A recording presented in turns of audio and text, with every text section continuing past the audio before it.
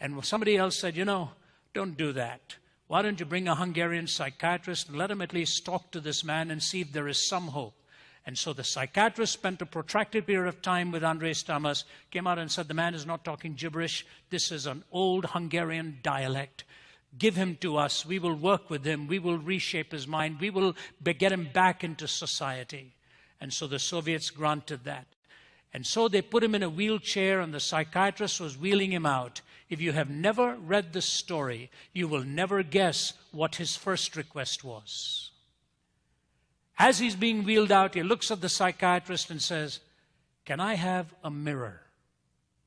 I haven't seen my face in 55 years." Now you figure out, you're a strong, determined young man at the age of 20, and the next time you see your face, you're 75.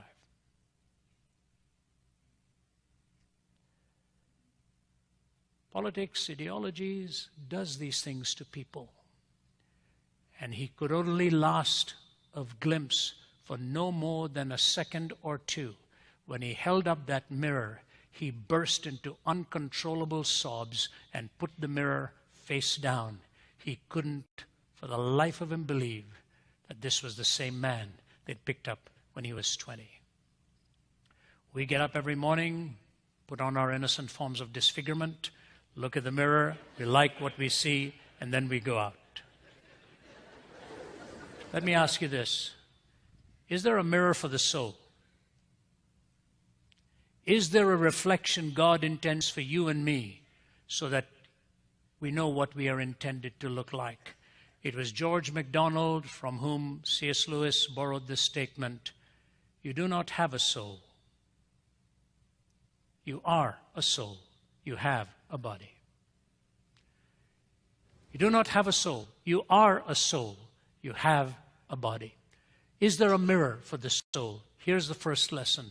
I took you through that wilderness for all these years so that you could see in the humility of your own heart what you really are like. Humility. God alone knows how to humble us without humiliating us and to exalt us without flattering us. God alone knows how to humble us without humiliating us and how to exalt us without flattering us. So said the famed Australian and New Zealand writer E.M. Blakelock many, many decades ago. It's a statement I remember reading in one of his tiny little books and writing it down. And here's the first lesson. God intends you and me to have a humble heart and a humble spirit. Do away with pride. Do away with arrogance. The difference between David and Saul was that David was a man of a humble heart. Saul was an arrogant man who always wanted to look good and powerful in front of the people. Humility. There are two ways to learn humility. Number one is this, to focus on the person of Jesus Christ. The Bible says in Philippians chapter 2, who being in the form of God thought it not robbery to be equal with God, talking about Jesus, but made himself of no reputation and humbled himself, being found in fashion as a man, he became obedient unto death, even the death of the cross. Wherefore God also has exalted him and given to him a name that is above every name, that at the name of Jesus every knee shall bow and every tongue shall confess that Jesus Christ is Lord, to the glory of God the Father, who being in the form of God thought it not robbery to be equal with God, but made himself of no reputation and took upon himself the form of a servant. If the very Son of God can go all the way down to the humiliation of the cross, showing us that he was a humble servant and walked with the ordinary, talked with the needy, found himself with the destitute and the poor and the widow and the fatherless, for whom he placed such value in life. So often he found himself with a common person, and the Bible says the common person heard him gladly. It was the power brokers that were really fighting him. Humility. You learn this emulating capacity by observing our very Lord and how he lived, how he walked, how he died. God also finally exalted him, gave him a name above every name. So that's the best way. It's a tough way. I've seen people like that in my walk.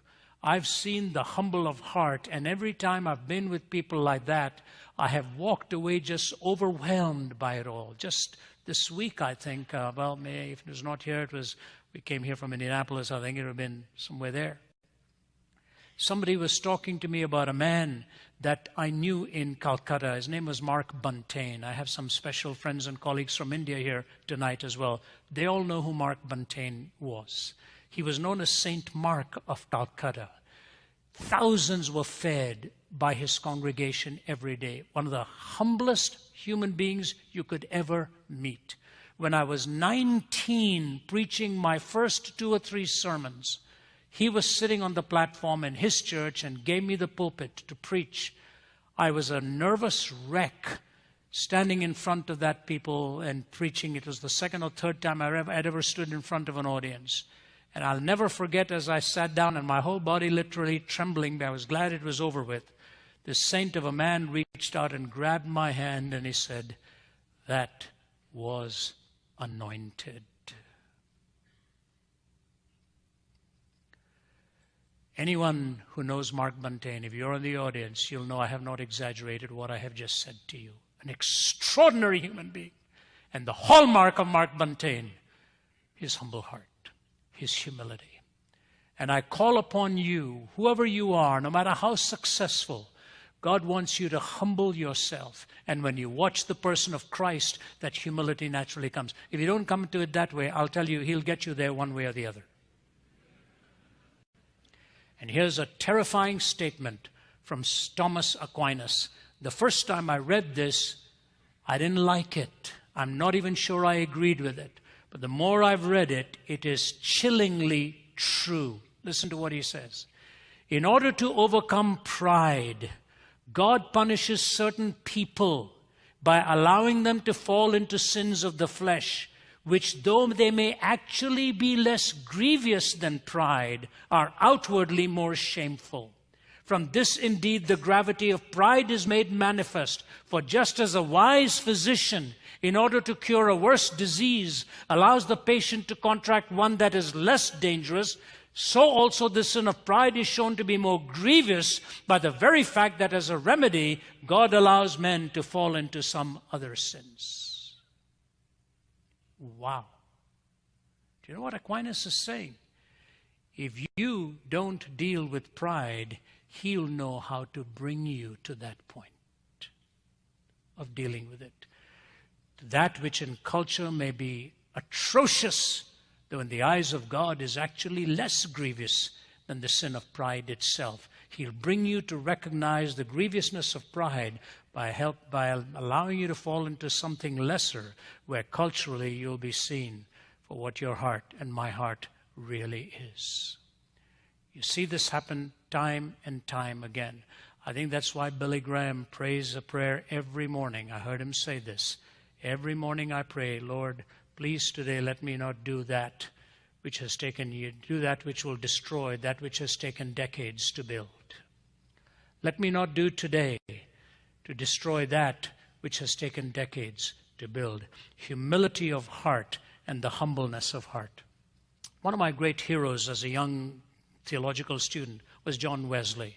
I don't know how many of you have read John Wesley's life. He was not a gigantic personality. He's fully stretched. He was 5'4". So not exactly a towering presence to walk up in front of an audience. Wesley traveled 250,000 miles by horseback preaching. He preached 40,000 sermons in his life. Compute that. When the famous Oswald J. Smith in Canada was celebrating his 80th year, Billy Graham came to Toronto to preach and talked about the fact that O.J. Smith had preached 12,000 sermons in his life. That's 12,000 in the day of television and radio. John Wesley, 40,000 in the day of horseback, the original version of the Sermon on the Mount. Mount his horse, go and speak. Mount his horse, go and speak. 40,000 sermons, 250,000 miles, worked with 15 different languages, wrote 600 pieces of literature, some of them massive journals. At the age of 83, he was angry with his doctor because his doctor didn't let him preach more than 14 times a week. At the age of 86, in his journal, he writes, laziness is slowly creeping in. There's an increasing tendency to stay in bed after 5:30 in the morning. Now, I've consoled myself by saying he probably went to sleep at 4 in the afternoon. I don't know what time he went to bed. He was one of 19 children raised by Susanna Wesley. Susanna herself was one of 29. I don't know. I wouldn't want that. I wouldn't want to buy their shoes. 19, 29. One day, Susanna looked at John and said this to him. When he said, Mother, how do you define sin? She said, Son, whatever weakens your reasoning, impairs the tenderness of your conscience, obscures your sense of God, or takes away your relish for spiritual things. In short, if anything increases the authority and the power of the flesh over the spirit, that to you, John Wesley, becomes sin, however good it is in itself. So he covers the 2 great continents, brings in this great evangelical awakening. You go to his home in London. There's a monument at the back there, a tribute to him. And these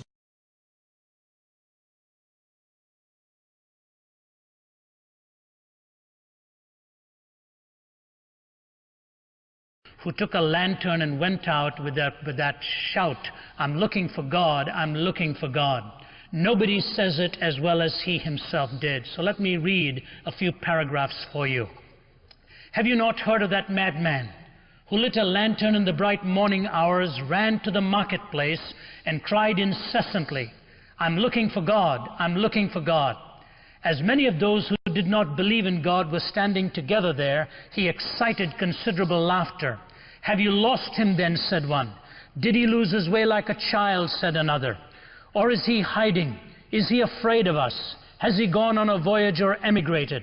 Thus they shouted and laughed him to scorn. But the madman sprang into their midst and pierced them with his glances. Where is God gone? He cried. I'll tell you. We have killed him, you and I. We're all his murderers. But how did we do this? How were we able to drink up the sea? Who gave us so big a sponge to wipe away the entire horizon? What did we do when we unchained this earth from its sun? Whither is it moving now? Whither are we moving now? Away from all suns, maybe? Are we not perpetually falling backwards, forwards, sidewards, in all directions? Is there any up or down left? Are we not straying through an infinite nothing? Do we not feel the breath of empty space? Has it not suddenly become colder? Is not more and more night coming on us all the time? Must not lanterns be now lit in the morning hours? Do we not hear anything yet of the noise of the grave diggers who are burying God? Do we not smell anything yet of God's decomposition? God's decomposed too, you know, and he's dead. He remains dead, and we have killed him.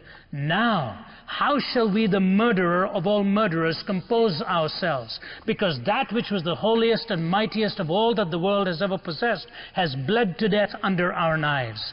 Who will wipe this blood from us? With what water can we purify ourselves? What festivals of atonement, what sacred games will we need to invent?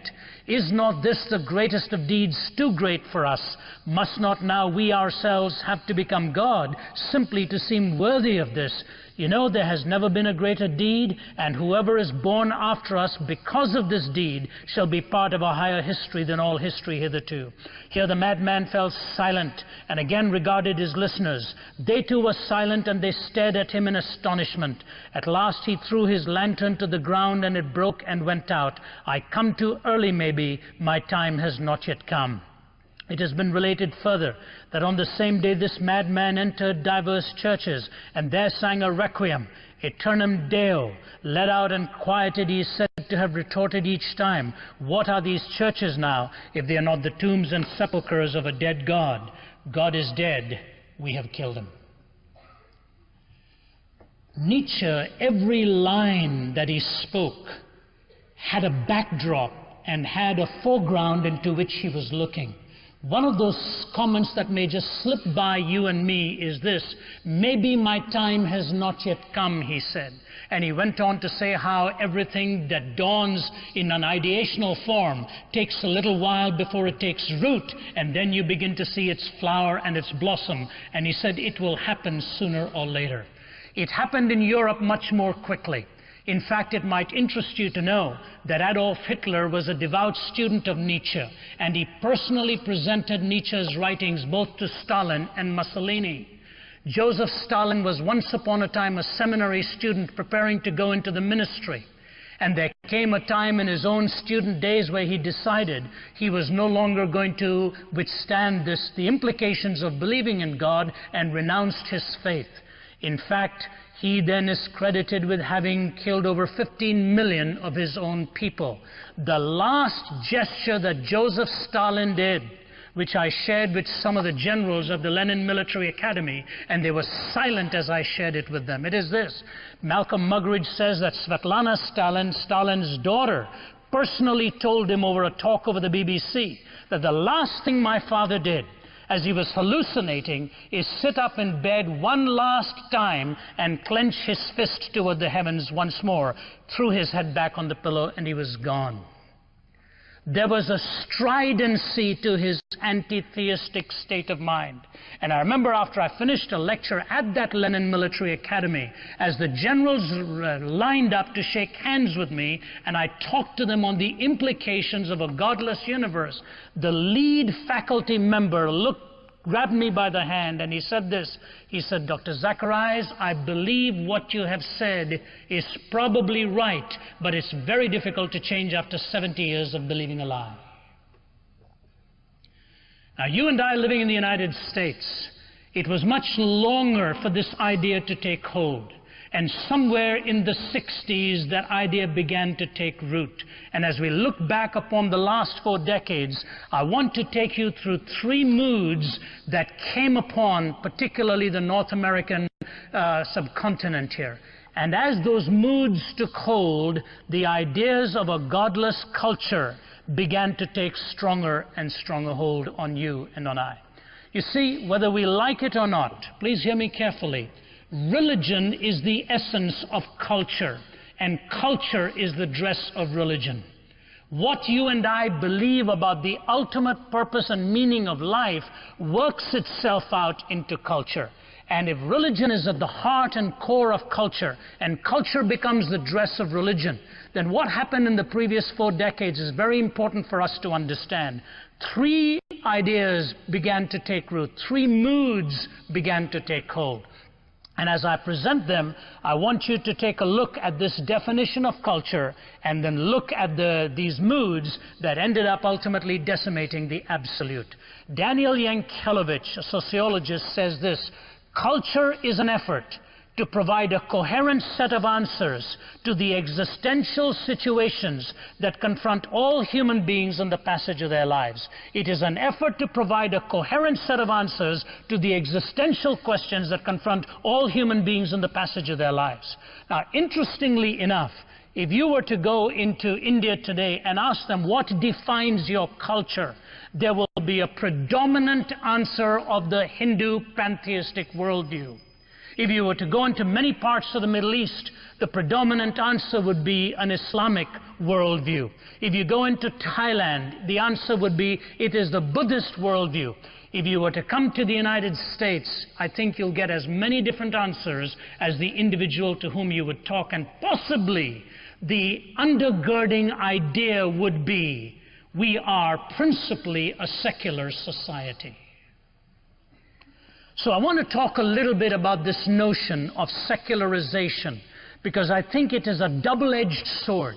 It has valuable help in the kind of culture in which we live, but then that very blade ends up stabbing us when we are looking for some absolute answers to life's most challenging existential questions. The first, therefore, is this idea of secularization, a mood that has taken hold for the last 30 to 40 years. Let me define it. Secularization is the process by which religious ideas, institutions, and interpretations have lost their social significance. Now, repeat that. Secularization is a process by which religious ideas, institutions, and interpretations have lost their social significance. I can illustrate that for you in the following way. I recall when I was living in Toronto, Canada for about 10 years, Toronto, for nearly a century, has been described as Toronto the Good. It got that brand in the 1880s when the mayor decided to make it a city with high moral impetus. But as the years were going by and struggles came and moral issues confronted culture, there was a significant moral question before the electorate in the 1980s. And the man who was running, who was the incumbent at that time, was challenged to deal with this issue in a way that would not take the Canadian ethos down the wrong road. It had to do with certain matters of personal practice and so on. And he went on the air, and this is exactly what he said. I have received thousands of telephone calls on this subject, but I'm going to disregard all of them because a vast majority of those calls have come from religiously minded people, and we know that they do not deal with these issues objectively. Fascinating comment. That we know they do not deal with these issues objectively. So a person's view was dismissed on the basis of the fact that he or she were a religiously minded individual. When you examine the foundations of a comment like that, put it in your own thinking in the following way. Suppose a volatile issue were being discussed in our society of a moral nature, and you had on the panel a professor, a lawyer, a university president, you had a medical doctor, you had a politician, and you also had a minister discussing the same issue. Who do you think would be assumed to have the least amount of academic authority on the subject? Those watching would immediately certainly assume that the university president and the professor had an idea, the lawyer would know the implications of society. Deep inside, most skeptics would say the religious person is the only one that comes here with prejudice. The rest of them are going to deal with this very, very rationally. But as you examine this struggle, my dear friend, and you look upon this country now and what's happened in the last 30 to 40 years, my suggestion to you is this: while we are cognizant of a very serious war raging thousands of miles away, a war that threatens your and my lifestyle and the values we cherish, there is a more insidious war going on right in the home front. And the insidious war is this: to what source are we going to look for objective moral authority and value? What is going to define us as a people? Now that I have spent half of my life in the West, having spent the first half of my life in the East, I see troubling signs in North America, wondering whether we can withstand what is going on inside of us. When I was at a hearing in Washington, D.C. some time ago, the issue was on terrorism.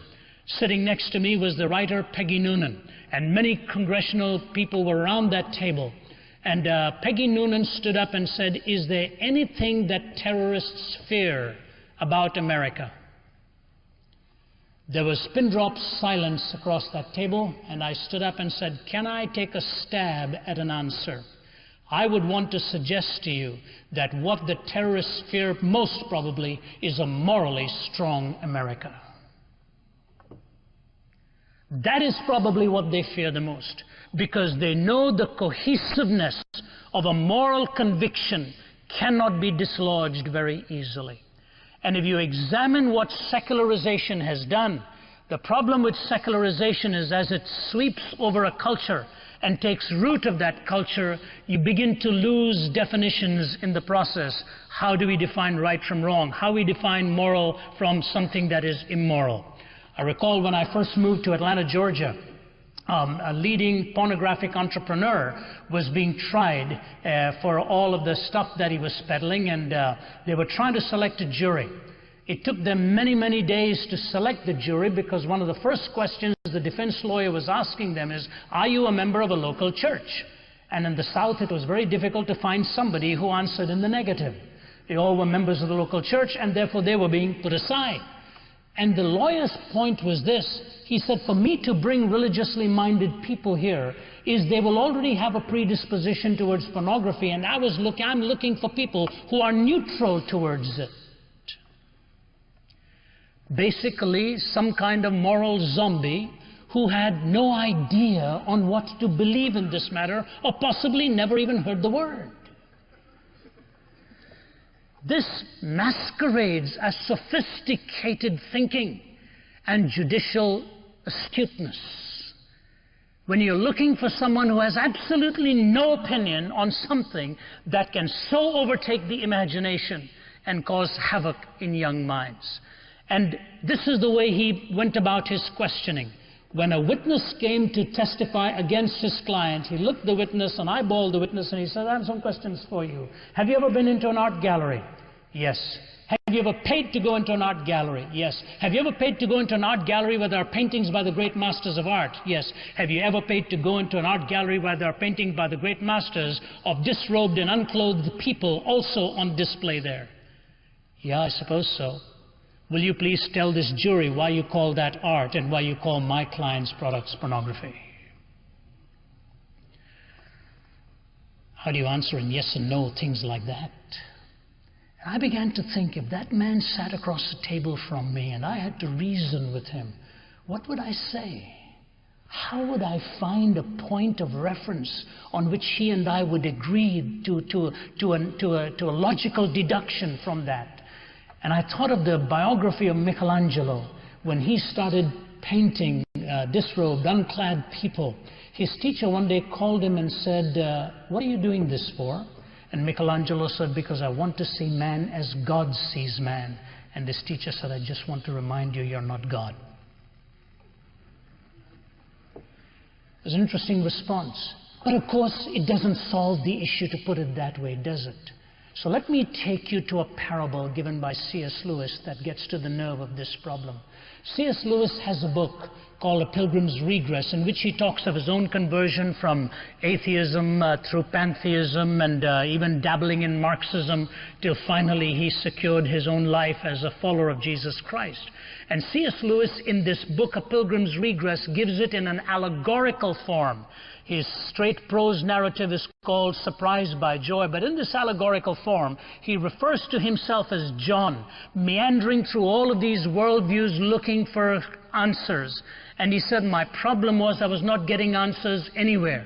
And then I wandered into this mountain he calls. The mountain was the spirit of the age. And he pictures himself enjoying the precepts of the spirit of the age. But he said, I always felt myself bound in chains. A fascinating description of living for every whim that he had. Bound in chains. He said, I sat under the stare of the head of the spirit of the age with his neuronic gaze just staring at me.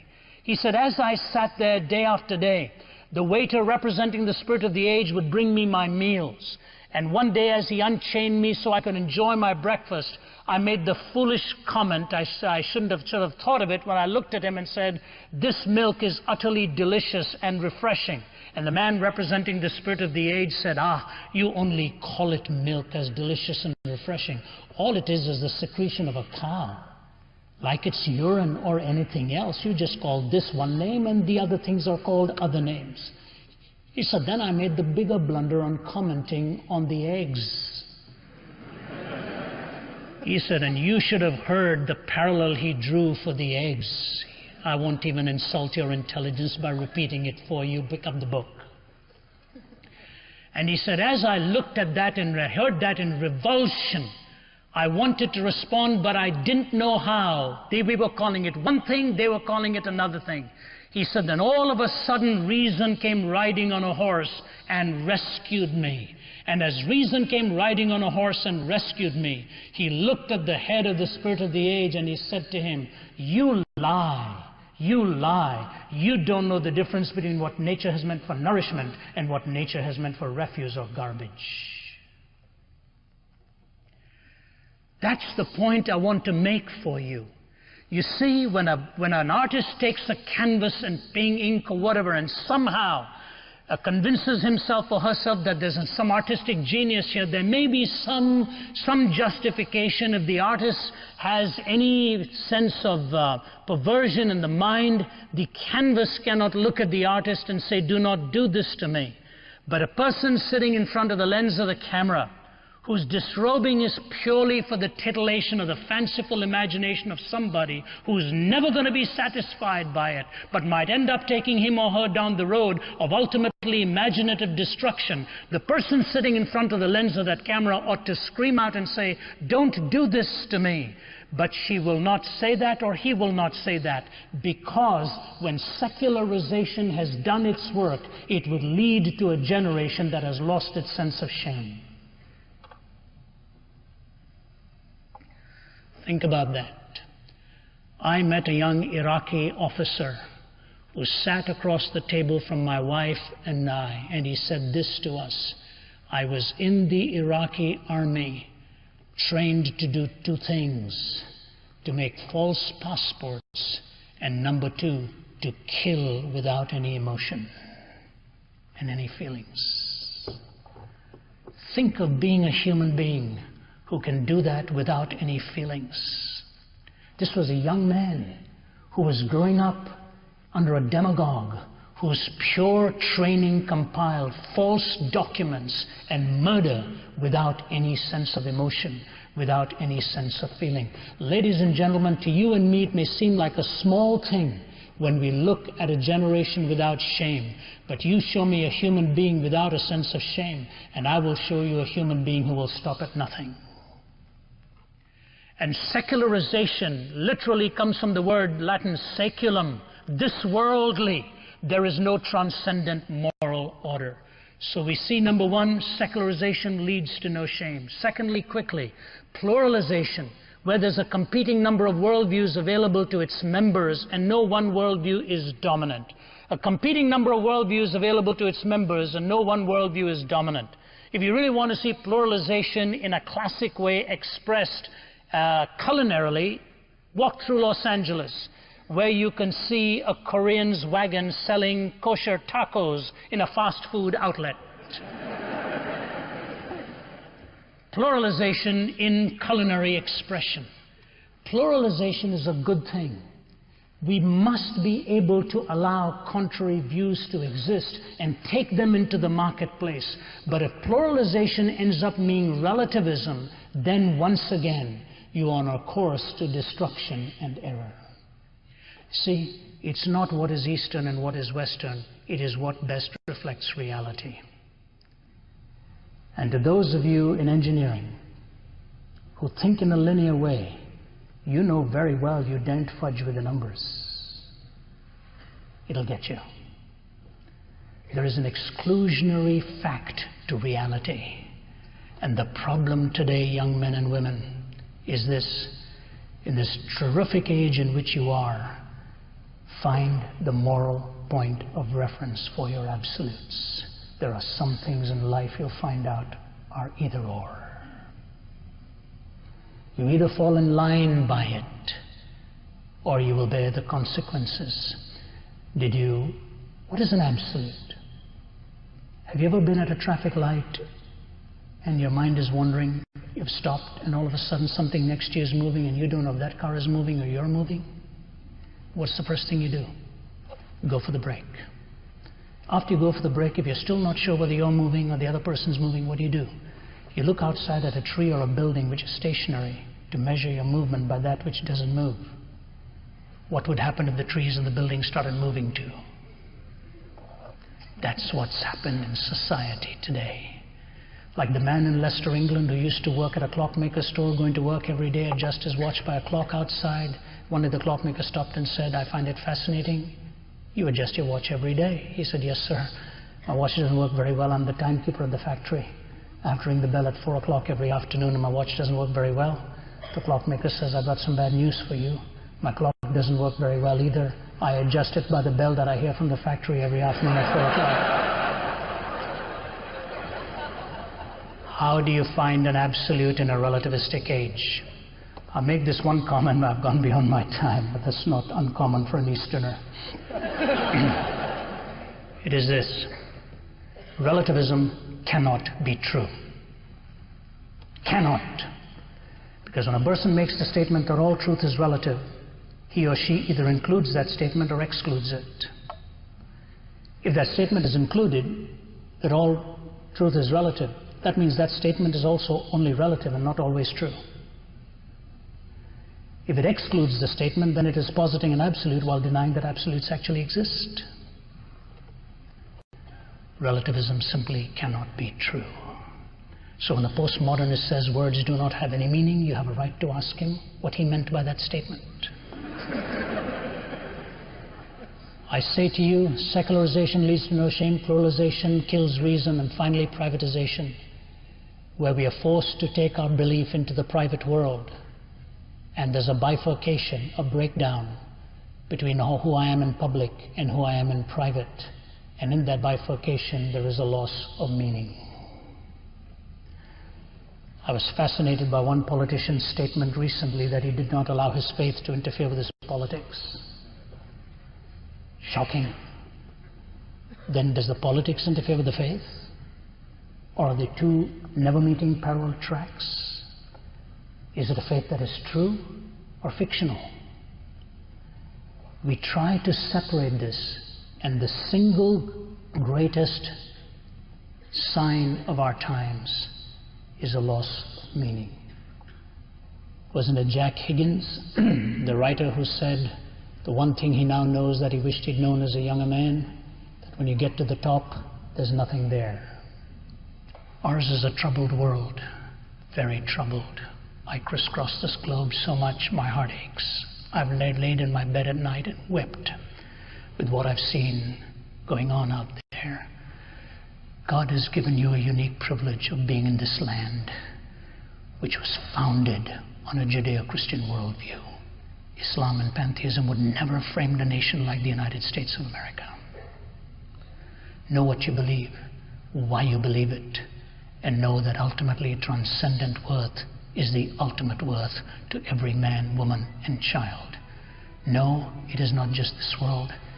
It is God we look to.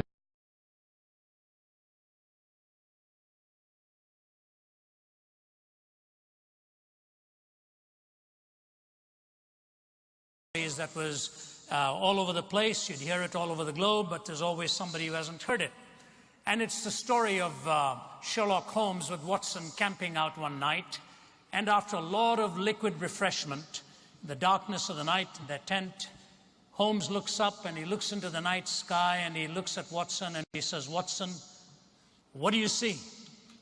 And he says, "I see stars and stars and more stars." He said, "What does that tell you?" He said, "Well, astronomically, it tells me that there are millions of galaxies and potentially billions of planets. Astrologically, it tells me that Saturn is in Leo. Orologically, it tells me that it's about 2:45 in the morning. Meteorologically, it tells me that tomorrow will probably be a great day. And theologically, it tells me that God is an all-sovereign and a great God, and we're just a minute part of the great whole." "Why, Holmes, what does it tell you?" He said, "Watson, you idiot, somebody has stolen our tent."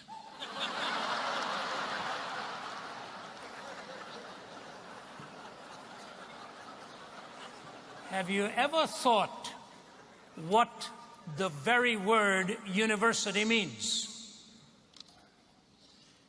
It comes from the joining together of unity in diversity, which was the greatest pursuit of the Greek philosophers, to find the ability or the skin or the tent that would pull it all together. And yet here we are now, most of us graduating from pluriversities, with the disciplines sort of running along their own little tracks and not finding out how to connect these disciplines one with the other. When you see this kind of thing, you realize how difficult communication might become. You may have heard the story of this Indian farmer who was talking to a Texan. And the Texan was bragging about his ranch, and so he looks at the Indian farmer and he says, "Mr. Singh, how big is your farm?" And the Indian farmer says, "You know, if you look a little out of the distance, you see that lamppost there?" He says, "Yeah." So my farm is that long and about that wide. That's about the length and breadth of my farm in Punjab.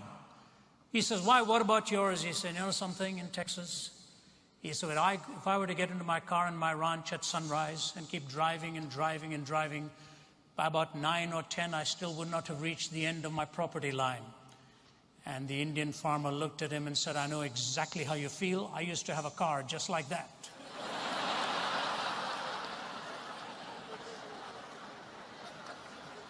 You take all of the disciplines running along their different tracks, try to bring common ground in communication, and it's all right if you're just talking about the dimensions of your farm.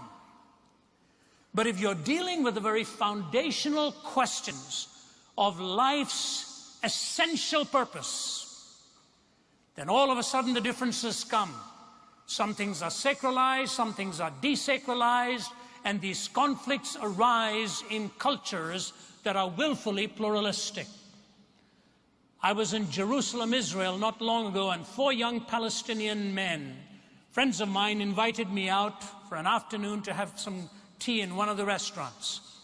I arrived there, and one of them looked at me and he said, Ravi, can I tell you a little story? He said, a famous Bible speaker by the name of Brother Andrew was here some time ago. And I was sitting at a table with Brother Andrew and a leading mullah, leading sheikh. And they were very cordially talking to each other. And he said, it was a tense time here. He said the Israelis in some activity had killed about 4 Palestinians. And at the instruction of this particular sheikh, 8 Israelis were ordered killed, and that was carried out. So he said, I'm sitting here at a very tense time with an even more tense conversation. For one of them was involved in this act. And he said, I watched as Brother Andrew and he spoke. And Brother Andrew leaned forward and said to him, Sheikh, can I ask you a question? Who made you the judge of this world, or the executioner to this world? Who made you the executioner to this world? The Sheikh looked rather surprised and he said, I am not the executioner. I am merely an instrument of God's justice. At which point Brother Andrew paused and then looked at him and said, what then is the place for forgiveness? And the Sheikh didn't bat an eyelid. He looked at him and said, that's only for those who deserve it. That's only for those who deserve it. And this young Palestinian lad looked at me and he said, in that 2-minute conversation, I realized how difficult it was to find a bridge between worldviews. In that 2-minute conversation, I found out how difficult it is.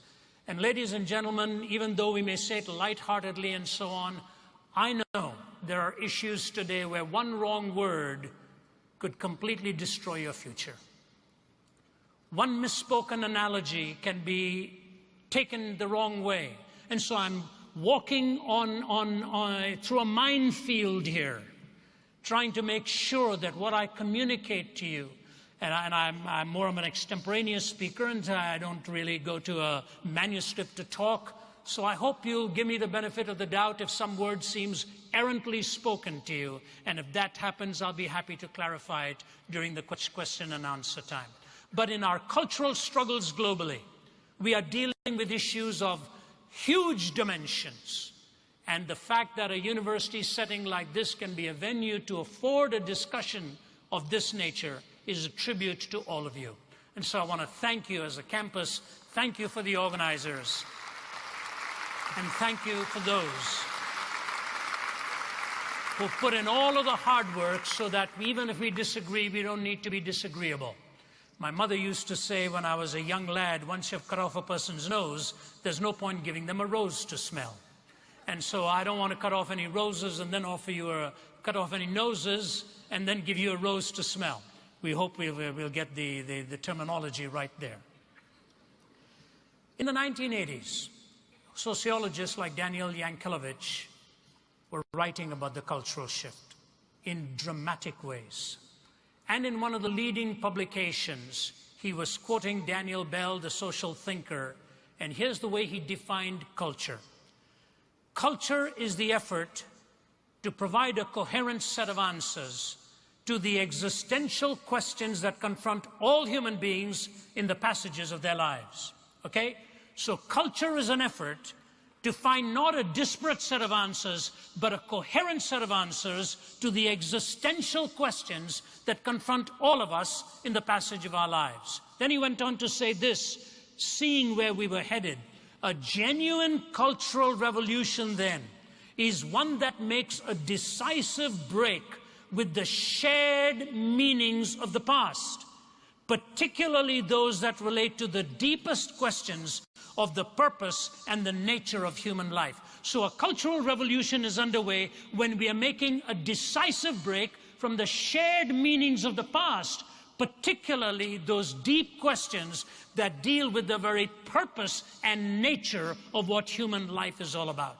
So if it's an effort to find a coherent set of answers, and a cultural revolution takes place when we are taking a decisive break from the shared meanings of the past, then you know the more you get to the hard questions, if you calibrate them wrongly at ground level, to use an airplane analogy, if the calibration is wrong at the ground level, then the higher the altitude you fly to, the variance is going to be wider and wider and wider. And it's these culturally shared meanings that are now up for grabs, and the cultural revolution is now into its second or third generation. What was happening? I believe there were three sociological phenomena that was lying beneath the surface. I use this only as a scaffolding now to bring you to the point of what it is I think the deductions really are and wherein lie our answers. Many years ago, one of them wrote it in these words: first, dentistry was painless, then bicycles were chainless, and carriages were horseless, and many laws enforceless. Next, cookery was fireless, telegraphy was wireless, cigars were nicotineless, and coffee caffeineless. Soon oranges were seedless, the putting green was weedless, the proper diet fatless. New motor roads are dustless, the latest steel is rustless, our tennis courts are sodless, our new religion godless. All of a sudden, definitions are taking place without a transcendent perspective of any kind. And the three underlying sociological phenomena were as follows. Number one, the process of secularization. What is the process of secularization? It is the process by which religious ideas, institutions, and interpretations were deemed to have lost their social significance. Where religious ideas, institutions, and interpretations were considered to have lost their social significance. Yes, they could function, but in terms of the hard questions of meaning, essence, and destiny, they were put on the margin and not considered as serious voices in the shifting sands of the Cultural Revolution. How do we even illustrate something like that?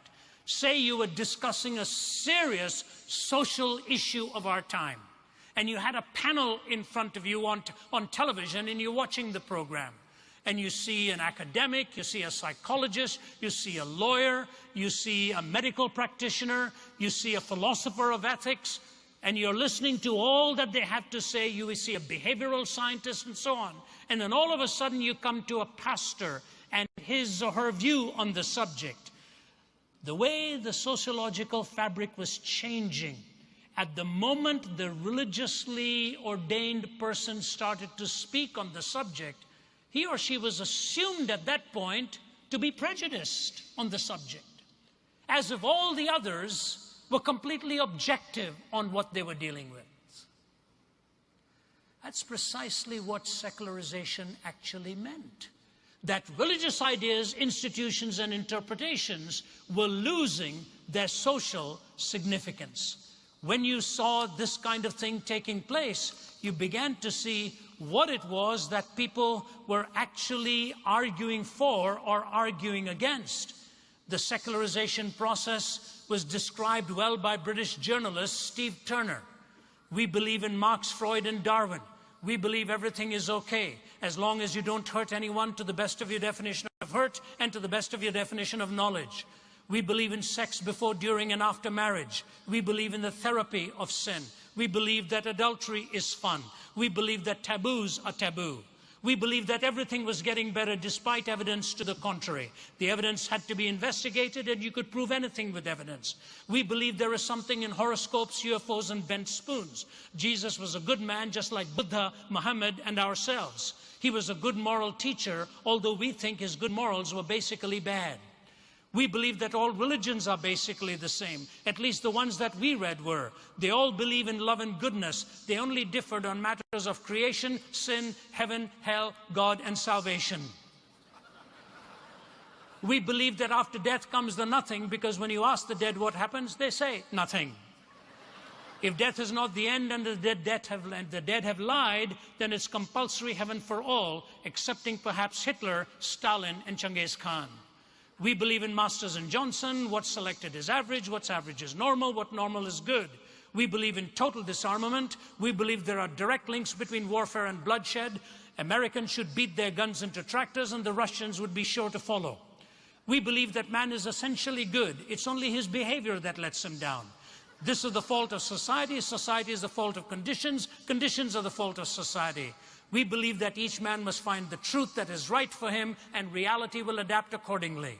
The universe will readjust, history will alter. We believe that there is no absolute truth except the truth that there is no absolute truth. We believe in the rejection of creeds and the flowering of individual thought. And then he put this stinging postscript. If chance be the father of all flesh, disaster is his rainbow in the sky. And when you hear state of emergency, sniper kills 10, youths go looting, bomb blast school, it's but the sound of man worshiping his maker. If chance be the father of all flesh, disaster is his rainbow in the sky. And when you hear state of emergency, sniper kills 10, troops on rampage, youths go looting, bomb blast school, it's but the sound of man worshiping his maker. Now, I want to funnel this thought down to show to you what exactly the uppercase secularization process actually ends up doing. Now again, you'll have a chance to respond to it or have it clarified or even counter it in the question that you raise. But here's what happens. When secularization has moved into the marketplace of ideas, where anything from a transcendent basis is evicted by virtue of the fact that it invokes some transcendent perspective, what ultimately happens? What ultimately happens? Where do we turn to for our definitions that are not ultimately self-referencing? This was proven many years ago when a leading pornographic purveyor, whose pornography was considered to be so vile that the man arguing against it said, look, it actually makes Playboy magazine and all look pretty tame, and we wouldn't even be here discussing that genre. We're talking about something heavily perverted here in the abuse and use of children and women and so on in ways that are totally dehumanizing and degrading. But the man who was arguing for the defense of this man's right to produce it had a very clever way in a secularized consciousness to shape his questions. And here's what he said to a witness who was witnessing against it. And he said to him, have you ever gone into an art gallery? And the man says, yes. Have you ever gone into an art gallery where there are paintings by the great masters? Yes. Have you ever gone in there where you see paintings of the great masters of unclothed people? Yes. Have you paid to go into such an art gallery? Yeah.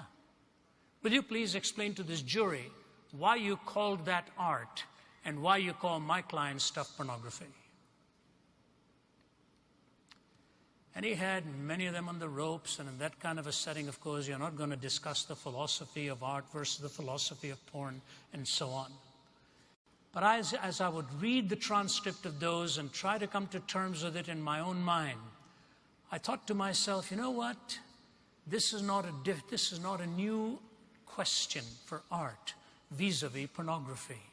If you read the biography of Michelangelo, even the first time he started to paint disrobed people, he was put to the question by his teacher, who raised a very important question so that he would understand what his responsibility would be. He said, Michael, why are you doing this? Michelangelo said, because I want to see man as God sees man. And the teacher looked at him and said, but you're not God.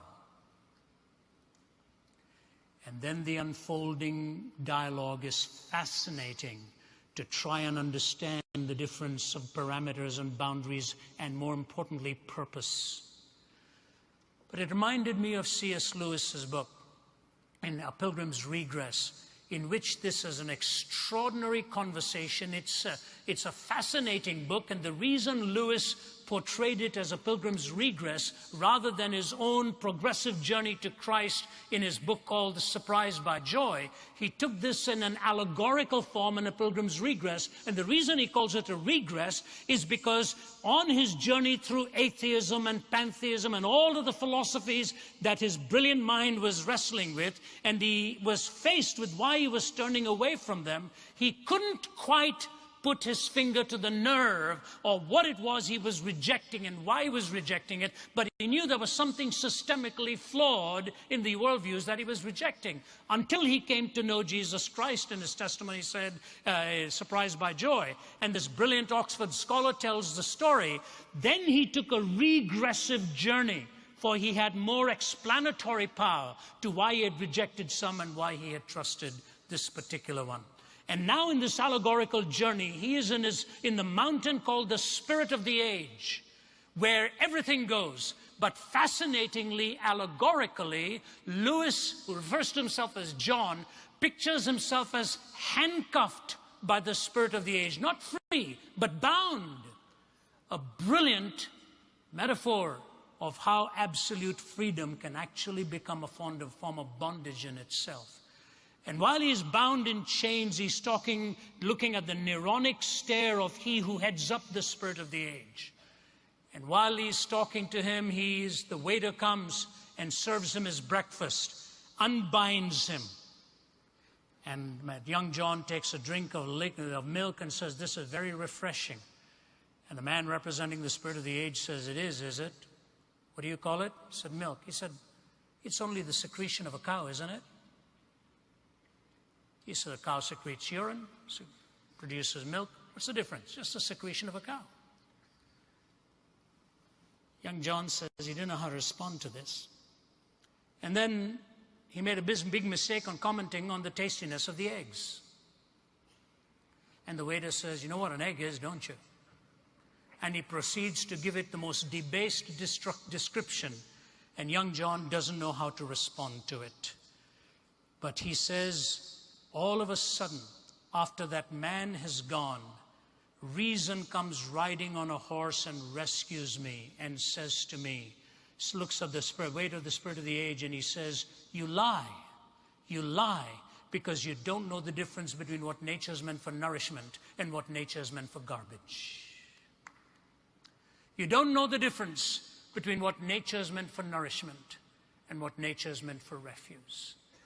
Ladies and gentlemen, I would like to think that an average person standing in front of the lens of a camera, whose unclad body is being used by marketers of sensations to trap young minds and lock into their memory banks ideas that will haunt them the rest of their lives, and put at risk not only their hungers, but possibly the very sacredness of their vows and their marriages and so on. I would like to think that somebody who's being paid to do this would stop at a point and say, please don't do this to me.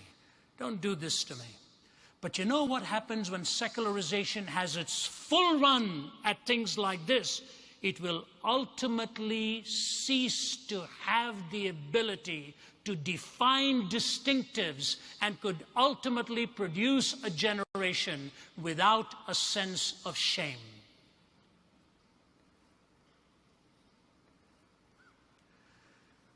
When the mass